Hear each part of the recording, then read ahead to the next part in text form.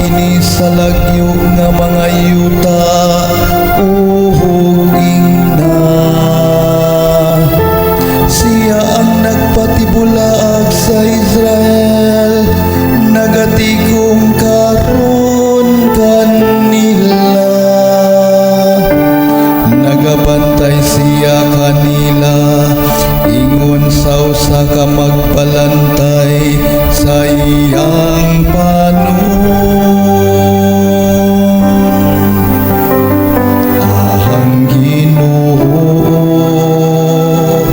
magbantay ka nato,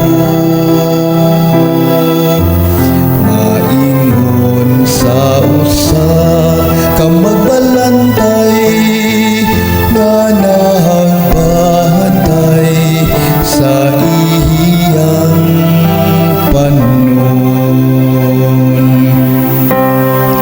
Ang Ginoo maglukat kang hako, magluwas siya kaniya gikan sa kamot sa iyang kaaway. Sa pagsinggit mutunga sila sa kinatumyan sa Sion.